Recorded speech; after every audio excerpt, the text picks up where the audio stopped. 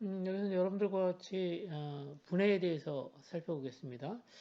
오늘 쪼갠다라고 하는 건데요. 영어로는 decomposition입니다. 사전적으로 보면 앞에 그 접두사 D가 붙었으니까 뭔가를 나눈다라고 하는 의미겠죠. 그래서 우리가 그 문제가 클 경우에는 여러분들이 그 문제를 해결하기 위해서 좀 작은 단위의 문제로 쪼개서 해결하는 방법들을 많이 취합니다. 마찬가지로 이제 컴퓨터 역시 문제를 해결하기 위해서는 그 컴퓨터에서 처리할 수 있는 수준의 작은 단위 문제로 쪼개야 됩니다. 문제가 크면 이렇게 쪼개는 거죠. 쪼개서 각각 수행하도록 하는 겁니다. 그래서 그게 중요한 그 컴퓨팅 사고의 중요한 개념 중에 하나입니다. 이제 네 가지 분해, 추상화, 패턴 인식, 알고리즘 네 개인데 그 중에서 첫 번째 부분이 되겠습니다. 자, 그래서 여기서는 컴퓨팅 사고의 개념 중에서 맨 첫 번째 개념인 분해에 대해서 살펴볼 예정이고요. 그 다음에 분해를 할 때 어떤 방법을 사용할 수 있냐면 여기 있는 것처럼 분할 정복이라는 방법을 씁니다.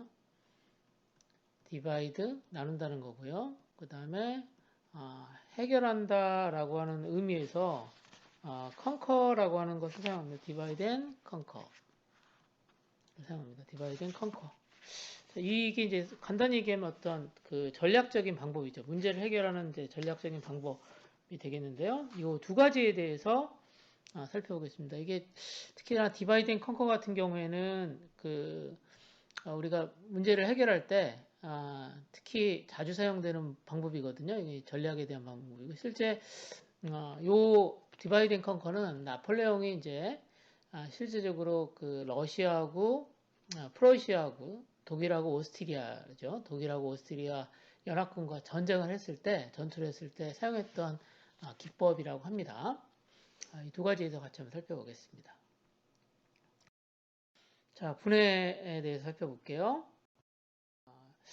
우리가 이제 컴퓨팅 사고, 계산 사고라고도 하고 컴퓨팅 사고라고도 하는데 이게 이제 전체적으로 보면 7단계로 되어 있습니다. 그런데 실제적으로 우리가 컴퓨팅 사고라고 하는 부분들은 여기 네 가지 단계를 컴퓨팅 사고라고 하고 자 그러면 그 앞에 있는 건 뭐겠어요? 컴퓨팅 사고 전 단계라고 합니다.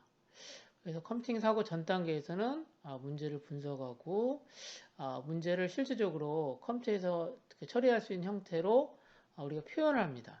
그리고 그 자료를 수집하는 작업들이 필요하죠. 그래서 전 단계에서는 이제 전체적으로 보면 문제를 인식하는 과정이다. 문제 인식하는 과정이다라고 이해를 하시면 됩니다. 자, 그래서 그 중에서 우리는 여기 분해라고 하는 과정을 할 거고, 이 컴퓨팅 사고의 네 가지 단계, 분해, 패턴 인식, 추상화, 알고리즘, 뭐 이렇게 거치게 되면 궁극적으로 어떤 문제를 자동으로 처리할 수 있는 프로그램을 개발할 수가 있게 됩니다. 즉 다시 말해서 이 코딩을 하기 위한 과정이 그 이후에 나오게 되는데 여기 보면 평가라고 하는 게 있죠. 그래서 최종적으로 보면 그 해결 방안으로 나온 게 알고리즘인데 알고리즘이 실제적으로 효과적인가라고 하는 부분들을 여기서 평가한다라고 하는 거죠. 여러분들 잘 아시겠지만 라면을 라면 요리를 여러분들 하는 방법이 어때요? 하나만 있을까요? 여러 가지 방법이 있겠죠. 방법 1, 방법 2 있어요. 방법 1은 뭐 제가 보니까 한 4분 정도 걸려요. 방법 2는 한 30분 정도 걸려. 근데 이제 방법 2 같은 경우에는 맛은 있거든요. 방법 1보다 조금 더. 자, 그렇다면 여러분들이 방법 2를 택할 건가 방법 2를 택할 것인가를 평가하는 거죠. 만약 내가 그 나만의 요리를 만들어 가지고 먹고 싶다 그러면 30분을 소요하더라도 30분을 소비하더라도 여기는 방법 2로 하는 거고 내가 만약에 그 라면을 위한 비즈니스를 시작한다 그러면 라면 한 그릇 30분 만에 만든다라고 하면 비즈니스 하기가 좀 어렵겠죠. 그럴 경우에는 뭐 방법 2를 택한다든가 이런 것처럼 같은 결과를 만들더라도 방법은 여러 가지가 있을 수 있다는 거고요. 그것을 실제적으로 여기 있는 것처럼 평가 과정에서 수행한다라고 하는 겁니다. 그래서 실제적으로 보면 문제에서부터 문제를 자동화하는 문제를 자동화하는 프로그램까지 과정들이 이렇게 돼 있는데 실질적으로 우리가 다루는 부분들이 여기 있는 것처럼 컴퓨팅 사고 단계 이 네 가지에서 다루고요. 그 다음에 컴퓨터에서 실제적으로 정보를 표현할 때는 어떤 방법을 사용한다고 했냐면 이진법으로 자료를 표현한다 그랬죠. 그래서 표현하는 과정들에 대한 것들도 사실은 전에 같은 내용들을 다뤄봤다라고 하는 거 알아두시면 되겠습니다. 자, 이제 여러분들이 앞서 말씀드렸던 것처럼 이제 그 컴퓨팅 사고의 단계를 보면 여기 있는 것처럼 여기 있는 보시는 것처럼 문제 분석 단계도 있잖아요. 그래서 문제 분석 단계라고 하는 것은 실제적으로 그 계산 사고를 하기 전에 계산 사고 전에 수행되어지는 작업들인데 어떤 작업들이죠? 일단 내가 해결해야 될 문제가 어떤 건지 점검하는 게 있고요. 그 다음에 내가 해결해야 될 문제 밖에 있는 것들은 어떻게 해야 되겠어요? 불필요한 것들은 제거를 하고 핵심이 무엇인가를 찾아보는 거고요. 그 다음에 이걸 기반으로 해서 어떻게 하면 문제를 해결할 수 있는가에 대한 기본이 될 수 있는 것들을 준비하는 과정이 필요합니다. 뭐 그 과정에서는 여기 있는 것처럼 뭐 열린 사고라든가 이게 진짜 문제인가에 대한 판단을 한다든가 그리고 모순이 없는 문제인가도 우리가 판단해 보는 작업들을 하는데 이게 사실은 이제 컴퓨팅 사고 전 단계에서 이루어지는 겁니다. 자, 그럼 실제 우리가 다뤄지는 문제들은 다 어떤 거죠? 여기는 모순이 없고 진짜 문제이고 실제 열려진 사고 문제인 경우 그러니까 실제적으로 우리가 해결을 필요로 하는 문제라고 하는 것이 가정라고 하는 것을 가정하고 이제부터 문제 해결을 하게 된다라고 하는 겁니다. 자, 우리가 이제 분해라고 하는 것을 이제 할 건데요. 이제 우리가 그 계산 사고의 첫 번째 단계, 이제 소프트웨어 사고 기법, 자, 1단계입니다. 첫 번째, 뭘 해야 되죠? 문제가 너무 크면 우리가 해결할 수 있는 문제로 쪼개자라고 하는 겁니다. 자, 여기 있는 것처럼 디컴포짓합니다. 여러분 컴포짓한다라고 하는 것은 이게 잡고 간다라고 하는 말이거든요. 컴포짓한다는 것은 그래서 이것을 디컴포짓해서 앞에 접두사가 붙으면 쪼갠다라고 하는 의미입니다. 만들어진 것을 어떤 그 해결해야 될 것들을 나눈다라고 하는 의미가 될 것 같고요. 자, 여기 보시면 문제를 왜 쪼개죠? 일단 문제가 너무 복잡하면 이 문제를 해결할 수 있는 수준의 것들로 작은 문제들로 나누는 게 여기 있는 것처럼 디컴포지예요. 자, 그러면 아까 얘기했던 것처럼 문제가 너무 크면 해결해야 될 것들을 그 전체에 대한 것에 대한 전체가 너무 크면 여기서 해결책을 찾기는 어렵다는 거예요. 자, 그런데 여기 있는 그 문제들을 조금 작은 문제, 작은 두 개의 문제로 쪼개면 원래 가지고 있었던 큰 문제를 푸는 것보다는 훨씬 더 쉽다라고 하는 게 여기 있는 것처럼 분해를 우리가 사용하는 가장 중요한 이유입니다. 즉 다시 말해서 큰 문제를 가지고 문제를 해결하려고 하는 접근보다는 각각 나누어진 각 부분을 검토해서 해결하는 것이 효과적이다라고 하는 겁니다. 즉 다시 말해서 우리가 문제를 풀 때 있어서 문제를 다루기에 용이한 수준.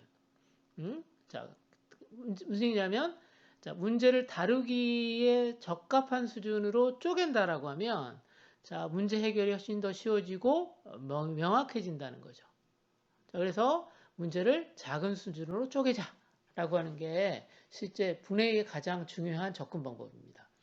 뭐 여러분도 잘 아시겠지만 우리가 어떤 시스템을 하나 만든다고 생각해 봐요. 자, 자동차를 만든다 그러면 여기 있는 것처럼 자, 타이어도 있고 그렇죠? 그 다음에 여기 안에 보면 엔진도 있고 그 다음에 브레이크도 있고 제동장치입니다. 제동장치도 있는데 자, 이걸 한꺼번에 다 해결해서 뭔가 자동차를 만드는 것 혼자 해결하는 건 어떠겠어요?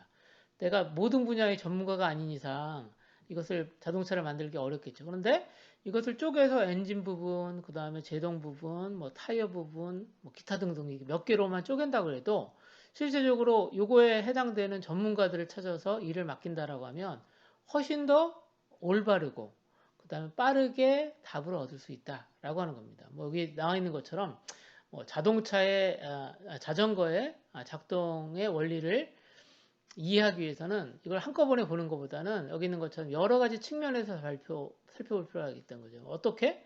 뭐 외관을 가지고 살펴보는 수도 있고요.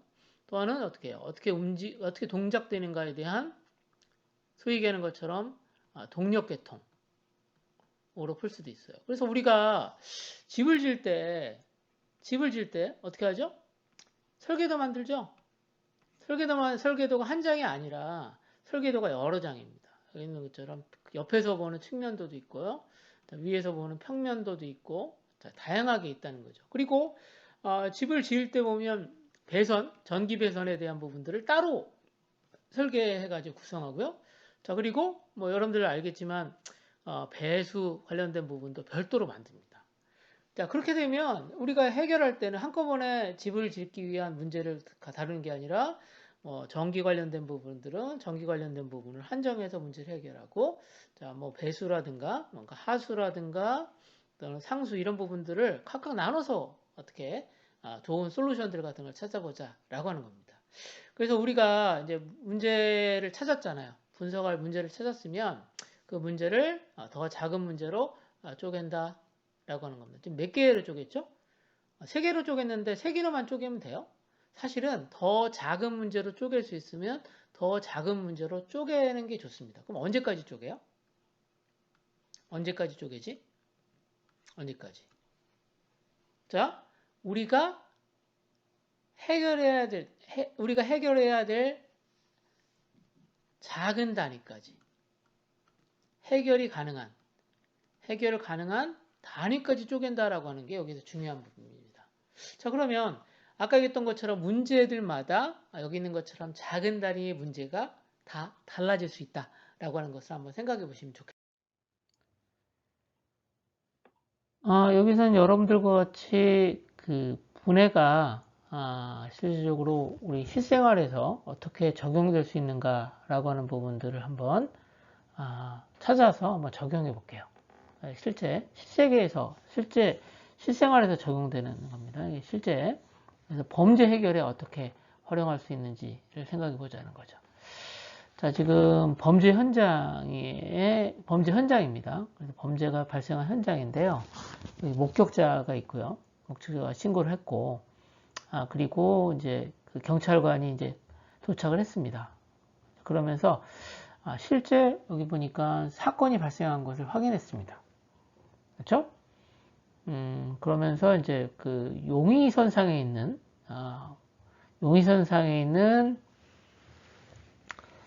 그 유사범죄를 저질렀던 그 용의자들에 대한 것을 하나하나 찾아보겠죠.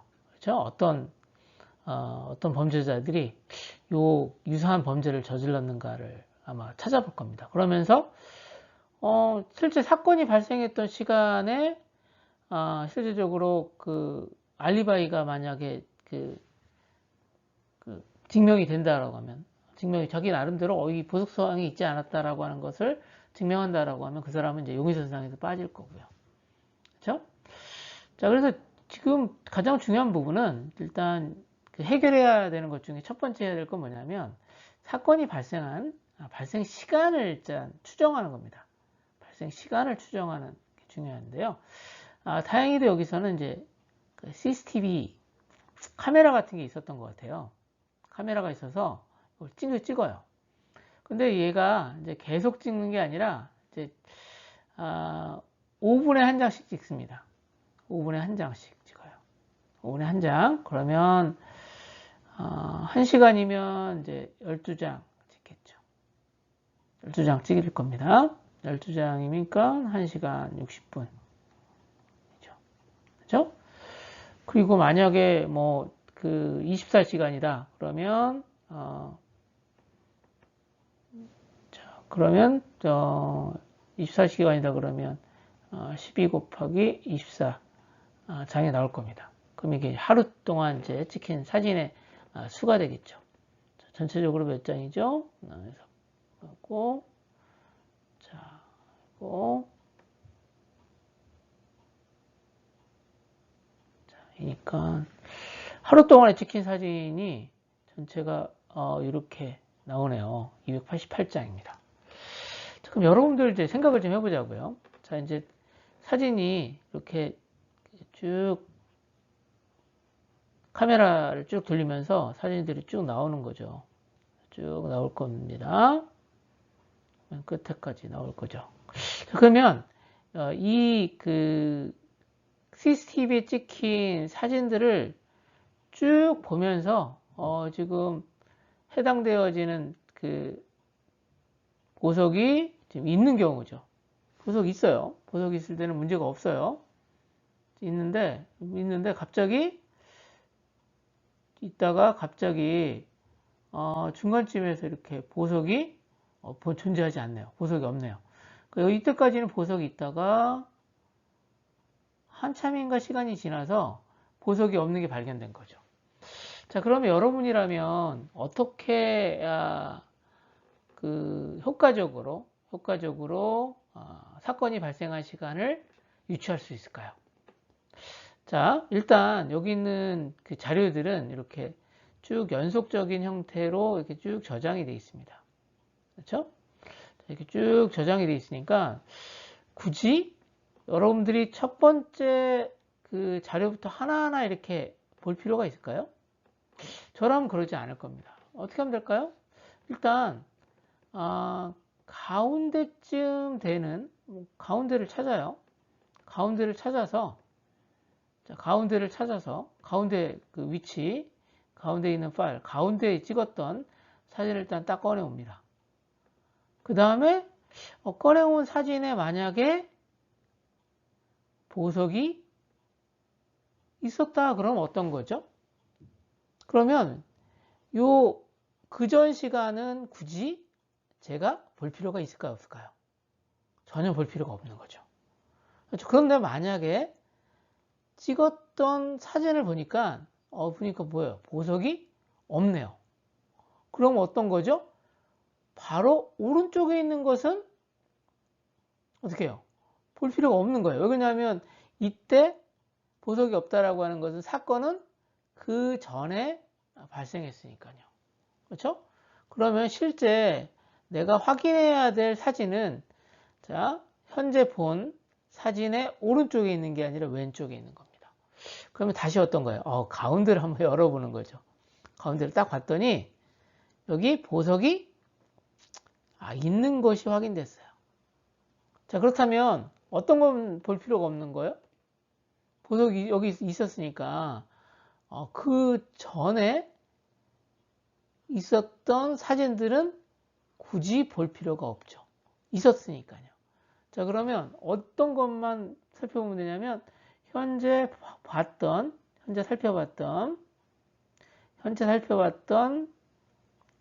사진 다음에 있는 것부터 여기 있는 것처럼 여기까지 사이에 있는 사진만 살펴보면 되겠죠. 자, 이런 식으로 그러니까 내가 범죄가 발생한 사건이 발생한 시간을 유추하기 위해서 어떻게 하는 거예요? 처음부터 왼쪽에서부터 오른쪽으로 쭉 찾아보는 게 아니라 왼쪽에서부터 오른쪽으로 순차적으로 찾아보는 게 아니라 자, 보시는 것처럼 자, 어떻게 하나요? 자, 가운데를 찾아보고 그 다음에 만약에 그 해당되는 것이 사건이 왼쪽에서 발생한 것 같다 라고 하는 건 뭡니까?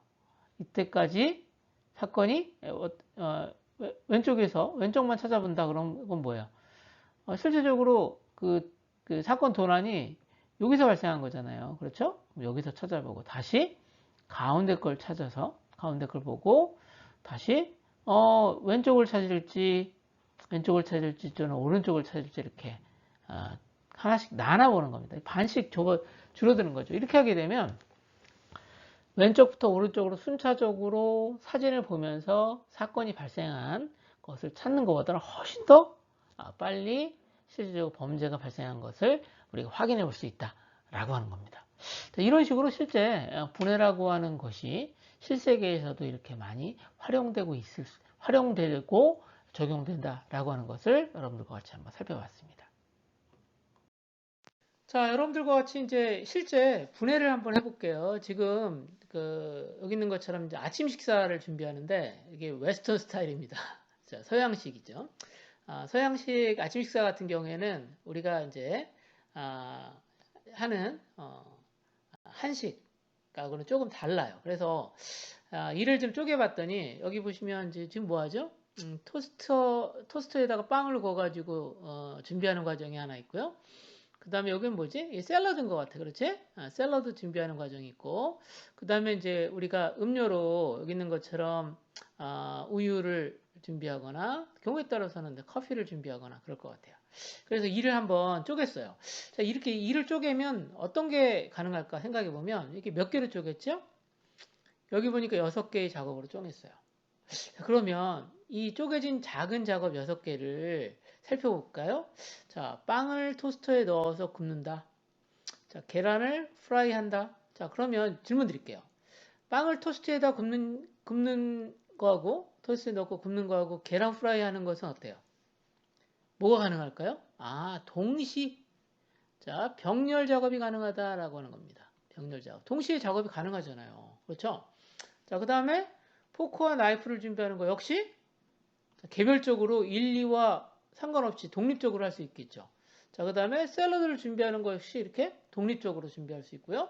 자, 그 다음에 커피와 음료수를 컵에 담는 일 역시 각각 위에 있는 4가지하고 사실은 그 연관관계, 종속성이 없이 할 수 있는 작업입니다. 또 하나 더 커피를 내려서 컵에 담는다. 이거 역시 어떻게 해요? 개별적으로 할 수 있는 거죠. 자, 그래서 여러분들 그 아침에 그 식당에 가면 이렇게 버페 형태로 되어 있는 거 있죠. 버페, 카페테리아 같은 데 보면 이렇게 나눠져 있잖아요. 그러면 각각 서비스하는 밀들이 다 다르잖아요. 자, 그럴 경우에는 각각 그 서비스하는 사람들이 4명 있으면 어떻게 해요? 자, 이들이 각각 자신의 주어진 일만 하면 될 수 있다는 거죠. 그러니까 만약에 여기 있는 것처럼 이 6가지를 하는데 만약에 6명이 현재 일할 수 있다. 사람이 6명 있다 그러면 어떻게 해요? 각각 하나씩 맡아서 하면 되는 거죠. 자, 만약에 3명 있다 그러면 한 사람이 2가지 일을 하게 되면 6가지 일을 아마 담당할 수 있을 거라는 생각이 듭니다. 자, 그래서 동시에 할 수 있는 일 같은 경우에는 가능하면 그룹핑하면 좋겠다라고 하는 겁니다. 자, 그러면 어떤 것을 동시에 하면 좋을까? 그건 사람들마다 다 다릅니다. 제 생각에는 여기 5번하고 6번 같은 경우에는 뭐 컵을 사용해가지고 컵이나 잔에다가 어떤 음료를 담거나 커피를 만드는 거니까 이런 거 한 사람이 해도 될 것 같은데. 그렇죠? 그래서 우리가 이렇게 어떤 문제를 해결하기 위해서 지금 아침 준비하는 건데요. 이런 것처럼 어떤 문제를 해결하기 위해서 가능하면 작은 단위의 문제로 쪼개서 한번 문제의 해결책을 한번 찾아보자는 게 분해의 접근 방법입니다. 자, 그래서 여기 있는 것처럼 일단 크게 보면 어때요? 아침 만들기라는 문제가 있고요. 아침 만들기 있고, 그 다음에 여기 있는 것처럼 뭐 토스트 만들기, 그 다음에 여기 있는 것처럼 커피 만들기, 이게 나눌 수 있겠죠. 자, 그 다음에 여기서 다시 저와 작은 작업들을 이렇게 나눌 수 있을 거라는 생각이 듭니다. 자, 그런데 여기 토스트 만들기 할 때 보면 어떻게 해요? 빵을 써는 거, 빵 썰기 하고 빵 굽기는 어때요?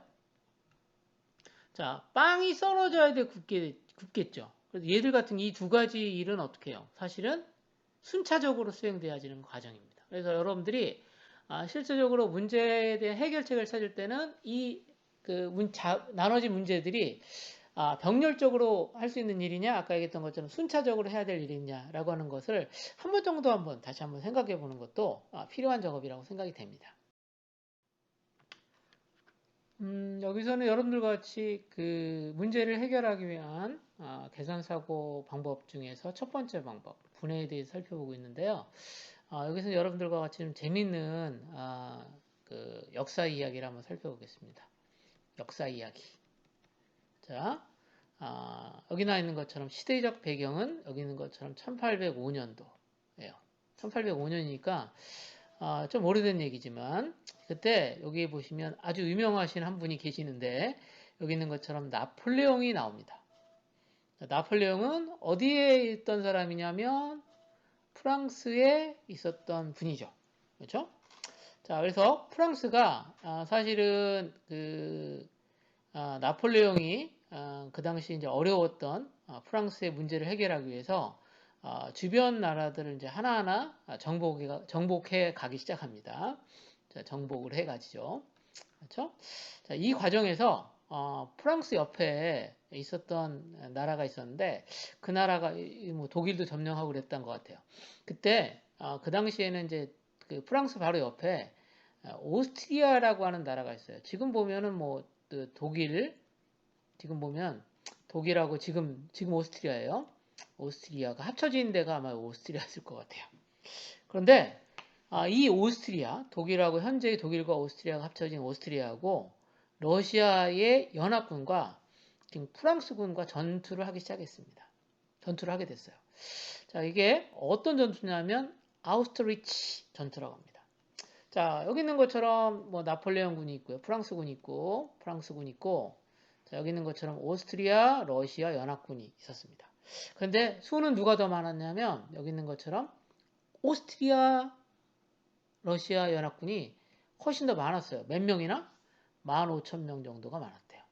자, 여러분들 아시겠지만 그 나폴레옹이라고 하는 사람이 세계 그 전략가입니다. 전략가. 그래서 이게 전투에 있어서 어떤 방법을 취했냐면 현재 지금 싸워야 될 상대방에 대한 것을 분석을 좀 해왔더니 오스트리아하고 러시아 이게 연합군이잖아요. 그러니까 이게 한 나라에서 모집된 게 아니라 이게 두 나라에서 이게 모집해온 그 군인들로 구성된 군대다 보니까 어떤 문제가 있는가 봤더니 이게 이들 간에 이렇게 그 밀접한 그 협력 관계가 있지 못하다라고 하는 걸 이 사람이 찾은 거예요. 그래서 어떻게 했냐면 자, 현재 전투를 시작할 때 이들 중간을 딱 쪼갭니다.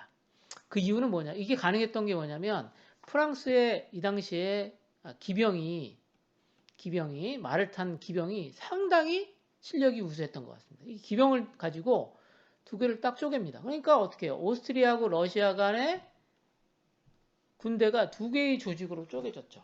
그랬더니 이들이 서로 협력을 못하고 협력을 못하게 됩니다. 그러면서 프랑스군은 이 각각을 이렇게 개별적으로 전투를 수행하여서 승리를 하게 됩니다. 이때 나왔던 그 전투 전략이 바로 디바이드 앤 컨커라고 하는 전략입니다. 자, 디바이드 앤 컨커는 여기 나와 있는 것처럼 주어진 문제가 있을 때 이 문제를 어떻게 쪼갠다? 쪼개요. 자, 쪼개요. 그래서 작은 문제. 자, 프로블럼이 있으면 얘를 서브 프로블럼으로 쪼갭니다. 자, 하나의 프로블럼을 두 개의 서브 프로블럼으로 쪼개고 필요에 따라서는 이걸 더 쪼개요. 더 작은 문제 두 개를 이렇게 쪼갭니다. 자, 그래서 언제까지 쪼개냐면 자, 쪼갤 수 없는 문제에 대한 답을 구하는 과정까지 쪼개보자는 거예요. 가능한 한 최대한 쪼개보는 거죠. 자, 그래서 문제를 해결하는 방법들을 만듭니다.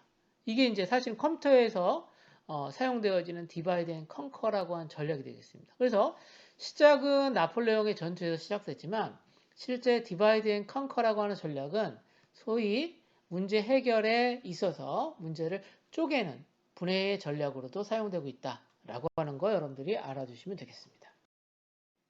자, 여기서는 여러분들과 같이 디바이드 앤 컨커를 사용해서 뭐 문제를 해결하는 걸 한번 생각을 해볼 예정인데요. 자, 우리가 해결해야 될 문제는 여기 있는 것처럼 합을 구하는 겁니다.